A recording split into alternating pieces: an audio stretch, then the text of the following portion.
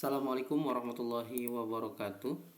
Hari ini Bapak akan mencoba menjelaskan mengenai bisnis plan gitu ya, atau perencanaan bisnis ataupun usaha. Nah, yang pertama yang harus kita pahami mengenai pengertian, peran, dan ruang lingkup perencanaan usaha itu sendiri.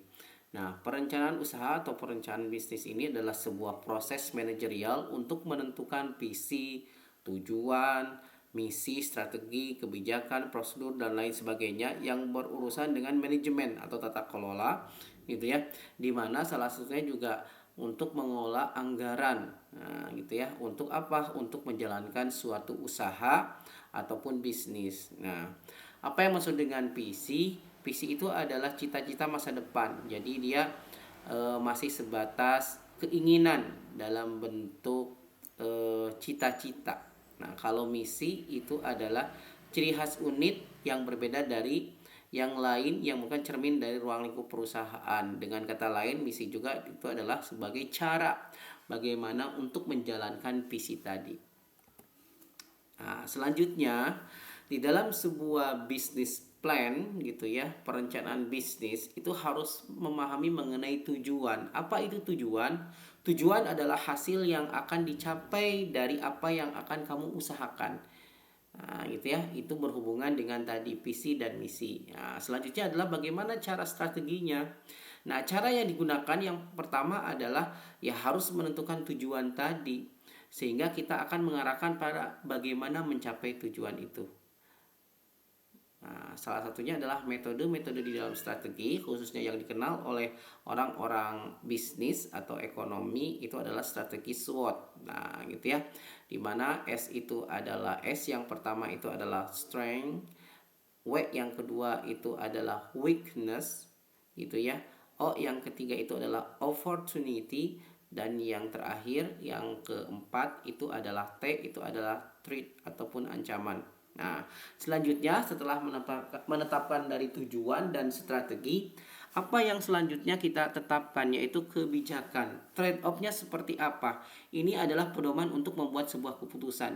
Jadi, menentukan jalannya supaya tidak simpang siur, atau kita harus memahami mengenai apa yang harus kita kerjakan, apa yang tidak boleh kita kerjakan. Itu adalah bentuk daripada kebijakan secara sempit. Nah, gitu ya. Selanjutnya adalah program. Program itu apa? Itu adalah sebuah kegiatan-kegiatan yang dilakukan untuk menjalankan usaha itu.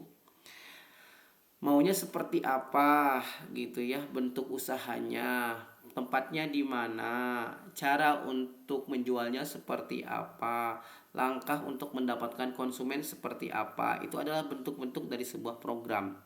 Selanjutnya adalah anggaran, yaitu merupakan sebuah laporan dari sumber keuangan yang disusun untuk membiayai suatu program tadi, baik itu jangka waktunya panjang, pendek, atau jangka waktu tertentu yang fungsinya sebagai pengawasan keluar masuknya sebuah biaya.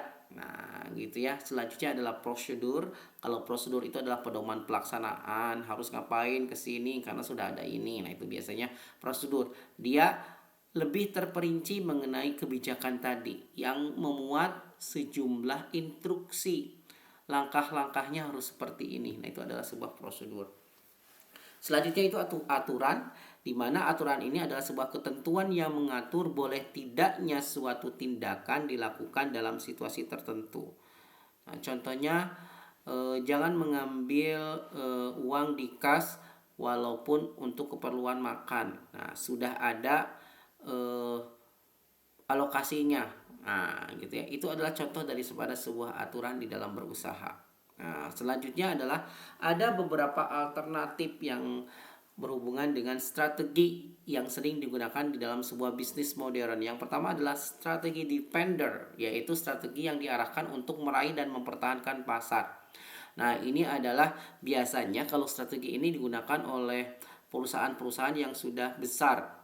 Nah, dia biasanya lebih banyak pada mempertahankan seperti apa supaya jadi ambasador tetap sebuah produk. Nah, orang tetap menggunakan produk ini, bagaimana strateginya? Nah, selanjutnya adalah ada yang disebut dengan strategi prospektor, di mana strategi ini adalah yang agresif untuk meraih pasar melalui inovasi produk. Nah, contohnya biasanya adalah ini strateginya adalah bentuknya inovasi pembuatan handphone gitu ya. Dia agresif ketika sudah diketahui bahwa minat pelanggan itu menggunakan sistem ini. Dia lebih menyukai kamera ataupun lebih menyukai RAM dan penyimpanan sebagainya gitu ya. Lebih menyukai yang gamer itu PGA-nya gitu ya, Snapdragon dan lain sebagainya, Mali atau apapun. Nah, ketika salah satu jenis produk itu diburu, nah dia kan agresif. Contoh yang memang pernah kita lihat dan kita rasakan itu adalah ketika kita memburu HP Nokia. Nah, tetapi juga suatu saat karena salah strategi, nah perusahaan ini gitu ya akhirnya turun dan ada pesaingnya itu Samsung yang dengan agresif mengeluarkan produk baru dengan brand yang di dalamnya sekarang berkembang itu Android 1. Nah gitu ya, mulai dia tuh agresif karena orang menyukai itu dan sistemnya juga enak gitu ya, banyak didukung oleh aplikasi-aplikasinya. Nah, dia terus agresif membuat produk-produk yang baru. Bahkan sekarang juga agresifnya bersaing dengan kompetitornya itu adalah bagaimana komposisi daripada HP tersebut lebih banyak kepada apa fungsinya gitu ya, kamera gitu ya, kekuatan penyimpanan. Nah itu ya berhubungan dengan kamera dan penyimpanannya, ataupun memang sistemnya tahan panas karena sering orang-orang menggunakan game terus menggunakan PGA yang bagus. Nah itu adalah bentuk contoh strategi prospektor. Selanjutnya adalah strategi analyzer, di mana strategi ini bisnis untuk meraih keuntungan dengan meminimalkan risiko. Gitu ya. Nah, ini contohnya adalah meniru atau imitasi. Nah, itu adalah strategi analyzer ataupun franchise. Jadi, produk kita punya hak paten kita, tetapi ada orang-orang yang ingin, nah silahkan saja. Yang penting dia masih berhubungan dengan kita dan mungkin juga mengenai manajemennya juga diatur oleh kita. Nah, itu ada disebut dengan di franchise kan gitu ya. Ada jaringannya. Nah, selanjutnya adalah ada cost leadership strategi, di mana bisnis ini untuk meraih pasar dengan menciptakan harga pokok yang lebih murah dibandingkan para pesaingnya. Nah, ini biasanya adalah bagaimana si sistem manajemen dalam menghitung gitu harga pokok penjualannya. Nah, gitu ya. Biasanya pada suatu saat bisa saja harganya ada diskon, tapi suatu saat produknya memang sudah diatur akan lebih mahal daripada yang lainnya. Nah, gitu ya. Tapi biasanya kalau produk awal, nah biasanya digeruskan dengan informasi diskon. Nah, gitu ya, sehingga orang berbondong-bondong menjadi ketagihan, tapi pada suatu saat nah gitu diskon itu akan hilang dan menjadi sebuah harga yang benar-benar real yang sudah ditambah tadi dengan harga yang diskon sebenarnya, tapi dengan ketentuan yang tidak dibayarkan secara langsung. Jadi pengertiannya seperti itu. Nah, selanjutnya adalah differentiation strategi, di mana strategi ini adalah untuk meraih pasar melalui keunikan produk. Nah, biasanya adalah kerajinan tangan dan lain sebagainya gitu ya. Misalnya di sini ada pelayanan prima yang berbeda pada produk sejenis dari perusahaan yang lain. Nah, biasanya berarti kalau mereknya yang sama, kalau brandnya yang sama, nah gitu ya, dengan merek yang berbeda. Nah, biasanya bagaimana strateginya? Yang satu merasa bahwa saya lebih bagus karena higienis pengemasan airnya. Yang satu diberitakan ketika banyak diulang atau istilahnya isi ulang. Nah, itu bisa menyebabkan sedikit gitu ya perbedaan kualitas. Nah, itu bisa saja. Nah, yang tadi yang disindirnya juga berperan bahwa air kita adalah air pegunungan yang murni, higienis. Nah, dengan sensasi-sensasi bahasanya aqua dulu. Nah, gitu ya. Nah, itu adalah bahasa-bahasa di mana lebih banyak pada dia memasarkan baik itu dalam produk yang unik ataupun dalam mengiklankan education kepada kita supaya kita lebih tertarik gitu ya dengan produk yang berbagai macam jenisnya sama gitu ya. Nah, kita merasa bahwa ini yang terbaik. Nah, ini adalah sistem strategi yang dibuat dengan bahasanya differentiation gitu ya, strategi. Selanjutnya adalah fokus strategi, di mana bisnis ini dijalankan dengan fokus tertentu, misalnya adalah cost leader focus ataupun differentiation focus. Jadi fokus strategi ini bahasanya tadi, apakah kalian itu akan memfokuskan pada bentuk atau sistemnya yang unik, ataupun bisnisnya itu adalah pada bentuk harga. Nah gitu ya, contohnya ketika satu perusahaan mengeluarkan berbagai macam merek, contohnya deterjen, kan sama saja, tetapi merek-merek deterjen itu berbeda-beda gitu ya brandnya. Nah gitu ya, ada yang A, yang B, padahal perusahaan dibuatnya sama oleh itu. Nah itu adalah bentuk juga yang berhubungan dengan fokus strategi, di mana salah satunya fokusnya pada tadi level masyarakatnya, menengah ke atas atau menengah ke bawah, itu contohnya. Nah, selanjutnya adalah manfaat gitu ya dari proses perencanaan usaha. Nah, manfaatnya adalah tadi sifatnya perencanaan usaha yang baik itu harus apa?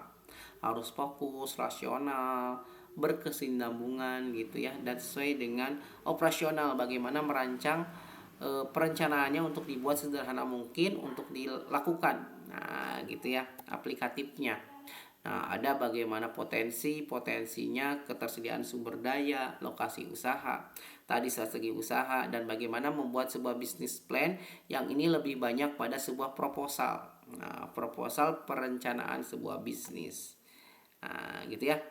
Terus kedua adalah manfaat dibuatnya sebuah perencanaan. Jadi untuk apa manfaat kita harus merencanakan usaha? Nah, pertama adalah karena setiap pekerjaan atau aktivitas yang dilakukan secara teratur dengan tujuan yang jelas itu akan menghasilkan kejelasan, baik itu dalam waktu, dalam target. Nah, gitu ya.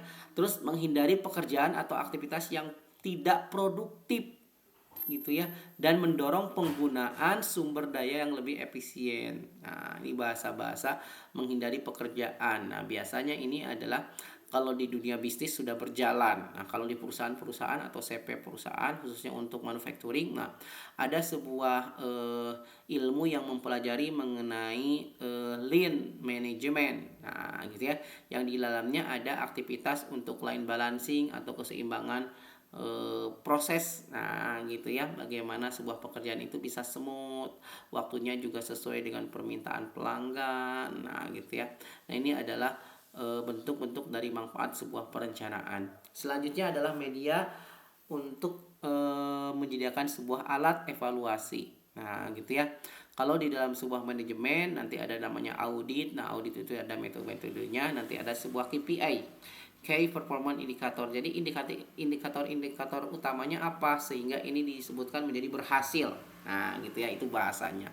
Selanjutnya adalah sebagai pedoman, yaitu adalah untuk pengawasan dan upaya perbaikan. Untuk apa? Memberikan jaminan agar tujuan yang lebih ditetapkan dapat tercapai. Nah, tadi.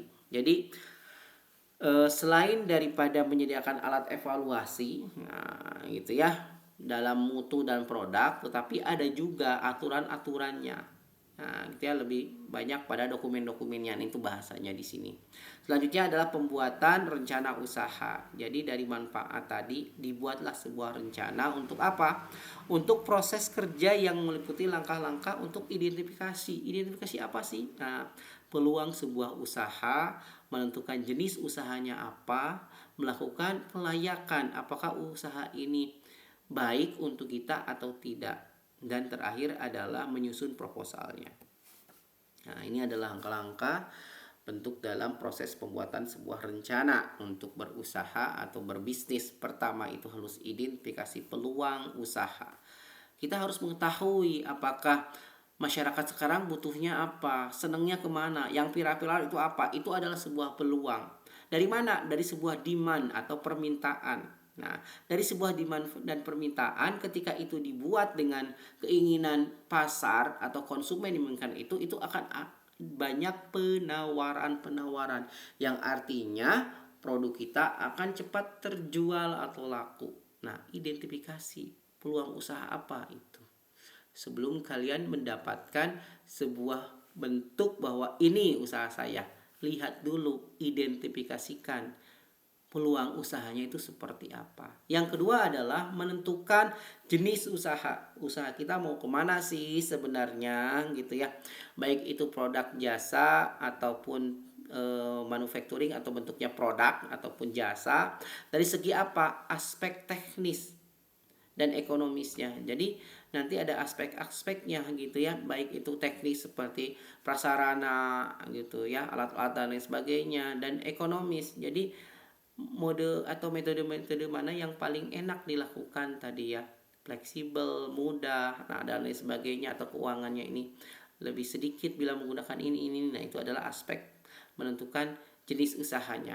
Tergantung apa? Tergantung dari modal sebenarnya. Karena harus ditentukan jenis usaha. Kalau modalnya tidak sesuai ya aspek ekonomisnya tidak ada. Aspek teknis untuk dibelinya juga agak sedikit berat. Nah itu bahasanya. Selanjutnya adalah lakukan studi kelayakan, di mana studi kelayakan ini menyangkut mengenai aspek pasar gitu ya. Contohnya adalah produk kita akan dijual di mana gitu ya.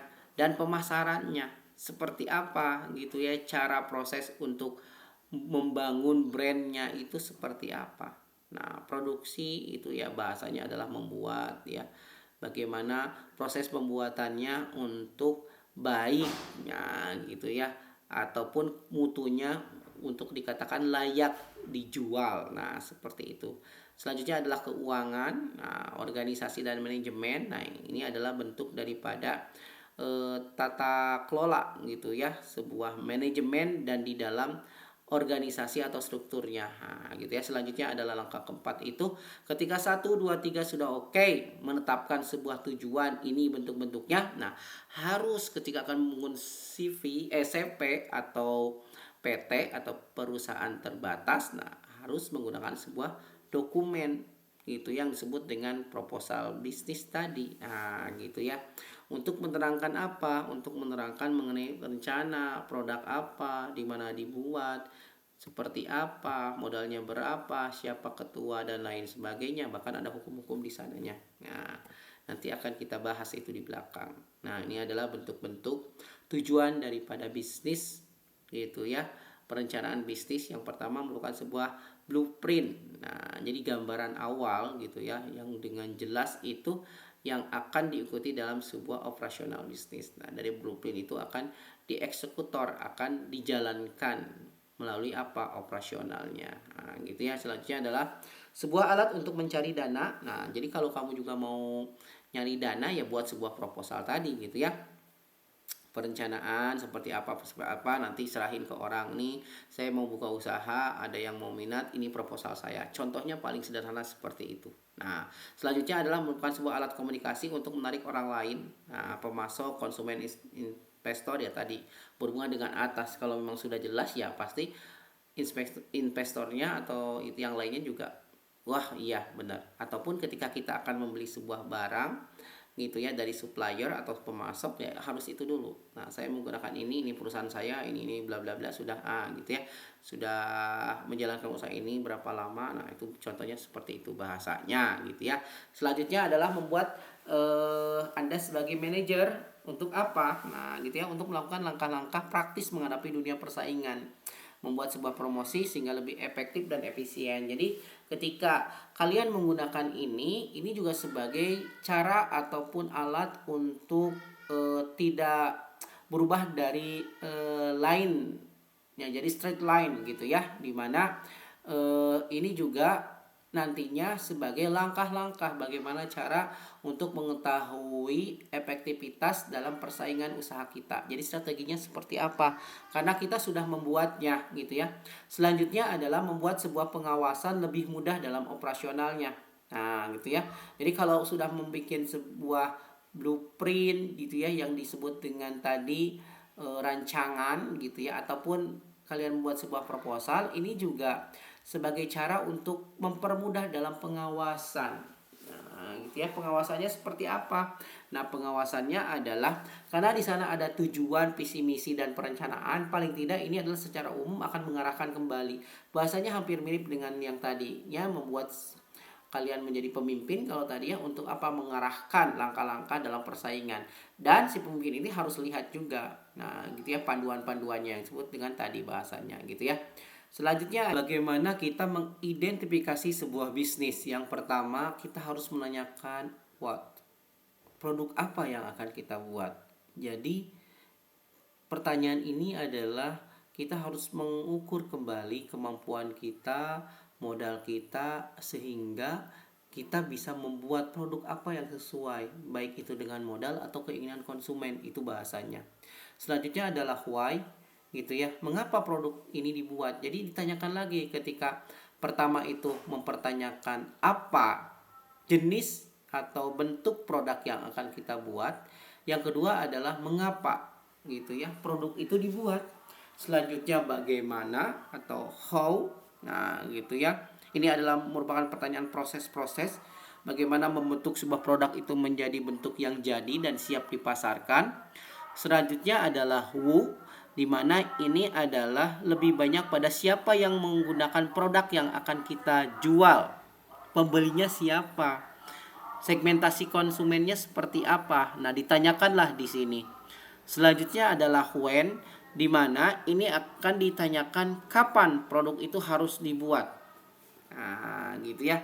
Ini lebih banyak pada kita ketika sudah tahu bagaimana pemasarannya dan produk itu akan dibuat seperti apa. Nah, gitu ya. Dengan bahasanya waktu. Nah, gitu ya. Apakah sekarang, nanti saja, atau harus buru-buru karena ini adalah produknya juga unik, inovatif, ketika tidak bisa terrealisir. Nah, siapa tahu gitu ya, peluang untuk dibelinya juga menjadi sangat sedikit. Nah, gitu ya, itu bisa ditanyakan when, kapan produk itu harus dibuat. Nah, gitu ya. Ini lebih banyak pada penempatan yang pas, ingredient yang tepat. Untuk apa? Untuk efektivitas. Selanjutnya where, itu pertanyaannya di mana produk ini akan dibuat atau di mana bisnis ini akan dilakukan. Jadi ketika produk ini akan dibuat di mana dan bisnis ini akan dilakukan di mana, itu lebih banyak pada penyebarannya. Nah, gitu ya. Segmentasi pasarnya seperti apa, gitu ya. Sudah tahu segmentasi pasarnya seperti apa, apakah kita akan membuat produk ini mendekati konsumen atau pelanggan, atau produk ini akan dibuat mendekati bahan baku. Nah, contohnya seperti itu. Jadi bukan berarti juga ketika mau bikin produk itu ya ngasal saja, yang penting bikin, gitu ya. Nah, tetapi kalau ini sudah dijadikan sebuah CP atau PT, kita harus paham karena produk kita itu harus langgeng. Jangan-jangan di sini susah sumber dayanya, gitu ya. Kedua, bahan bakunya juga susah. Kalau lebih susah, mencarinya juga lebih jauh. Nah, costingnya juga lebih besar. Itu bahasa di sini. Nah, gitu ya. Selanjutnya adalah selain yang diperlukan, gitu ya, oleh perusahaan berkelas besar atau bisnis juga sebenarnya, gitu ya. Bisnis plan atau yang disebut dengan perencanaan bisnis ini juga dibutuhkan oleh perusahaan-perusahaan yang baru startup atau small business, seperti usaha mikro, kecil dan menengah. Ini adalah bentuk-bentuk undang-undangnya, gitu ya. Usaha mikro seperti apa? Bisa disebut dengan usaha mikro, kecil dan menengah. Nah, bisa dilihat. Nah, ini adalah juga ada usaha kecil, usaha menengahnya, nah, gitu ya. Selanjutnya adalah terakhir, ini adalah bagaimana membuat sebuah proposal bisnis itu. Nah, di dalamnya ada sebuah pendahuluan. Contohnya apa? Salah satu saja adalah harus ada nama dan alamat perusahaan. Harus ada nama dan alamat pemilik. Nah, selanjutnya adalah ada rangkuman eksekutif, di mana ini adalah menjelaskan mengenai komplit isi dari bisnis plan, untuk apa, visinya seperti apa, dan bagaimana akan mencapainya. Nah, gitu ya. Ini secara jelas saja. Nah, baru yang di bawahnya itu secara lebih mendetail, ada visi dan misi. Nah, gitu ya. Nah, ini bisa dipahami visi wirausaha terhadap perusahaan itu seperti apa, bergerak di bidang apa perusahaan ini, nilai-nilainya seperti apa. Nah, nanti ada juga bab 4 analisis. Nah, ada juga deskripsi sebuah usaha, ada perencanaan produksi atau operasionalnya. Nah, ini adalah bahasa-bahasanya yang harus kalian tulis dan catat ketika akan membuat sebuah proposal bisnis. Nah, ini banyak banget sampai 11 kalau tidak salah gitu ya. Nah, ini sampai terakhir yaitu bentuknya adalah appendix atau surat-surat gitu ya, dimana surat ini adalah sebagai data-data pelengkap. Nah, gitu ya. Untuk apa? Untuk membuat sebuah proposal bisnis. Nah, itu saja. Untuk lebih jelasnya kalian bisa download materi ini di LMS, dan kalian juga bisa searching-searching di media online pengetahuan yang menyangkut tentang ini. Nah, akan banyak informasi-informasi lebih yang kalian lebih mungkin membutuhkan. Nah, bukan hanya dari Bapak saja. Jadi silahkan kalian belajar gitu ya, mandiri atau unsinkronus. Nah, gitu ya, dari Bapak itu saja. Terima kasih. Wassalamualaikum warahmatullahi wabarakatuh.